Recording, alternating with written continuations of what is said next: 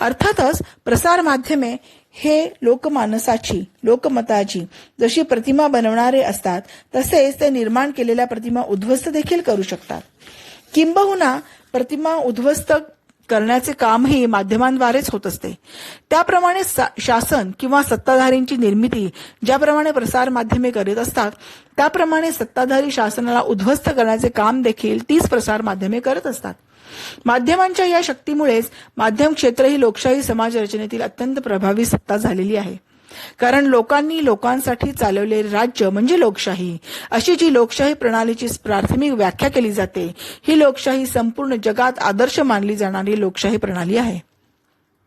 कारण या लोकशाही शासन प्रणालीमध्ये तिच्या जडणघडणीमध्ये नागरिकांचा प्रत्यक्ष अप्रत्यक्षरित्या सहभाग असतो. त्यामुळेच हा कारभार कसा चालतो हे पाहण्याचा अधिकार सुद्धा त्या नागरिकांना प्राप्त होतो. शिवाय देशाच्या राज्याच्या कारभाराची माहिती मिळवणे, प्रशासन यंत्रणेतील कारभाराची पारदर्शकता तपासून पाहणे हा देखील त्याच्या मूलभूत अधिकाराचा भाग असल्यामुळे सर्वसामान्य जनता आपल्या लोकप्रतिनिधीची पारदर्शकता, विश्वासार्हता केव्हाही तपासून पाहू शकतो. यासाठी त्यांना मिळालेल्या माहिती अधिकाराचा हा त्याच्या जीवन व्यवहारातला दिशादर्शक ठरणार आहे. अर्थात त्यामुळे लोकशाहीची मूल्ये जपण्यासाठी लोकांना माहितीचा अधिकार असला तरच लोकांचे मूलभूत हक्कांचे संरक्षण करणे शक्य होणार आहे. म्हणूनच माहितीचा अधिकार हा समृद्ध लोकशाहीचा पाया आहे असे म्हटल्यास वावगे ठरू नये. अर्थातच या समृद्ध लोकशाहीच्या पायाची जाणीव आणि त्याविषयीची योग्य ती जागरूकता केवळ प्रसार माध्यमांद्वारेच सर्वांपर्यंत येत असते, हेही तितकेच वास्तव सत्य आहे.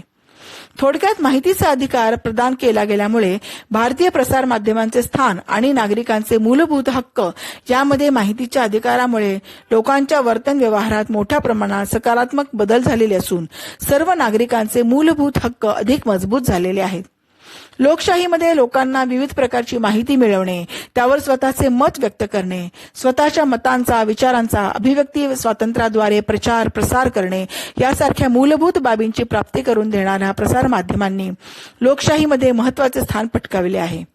त्यामुळे लोकांना प्राप्त झालेल्या माहितीचा मूलभूत हक्क आणि प्रसार माध्यमांद्वारे प्राप्त झालेल्या अभिव्यक्ती स्वातंत्र्याची योग्य सांगड घालून अधिकृत माहितीचा योग्य ठिकाणी योग्य तो वापर करून संबंधित घटकांमध्ये अपेक्षित यश मिळवून स्वजीवनात परिवर्तन आणता येणे सहज शक्य आहे व त्याद्वारेच सामूहिक विकास प्रक्रियेला देखील गती देऊन शासकीय आणि निमशासकीय क्षेत्रातील कारभारावर नियंत्रण ठेवून लोकप्रतिनिधींमार्फत त्या बाबी शेवटच्या घटकापर्यंत पोहोचवता येऊ शकतात.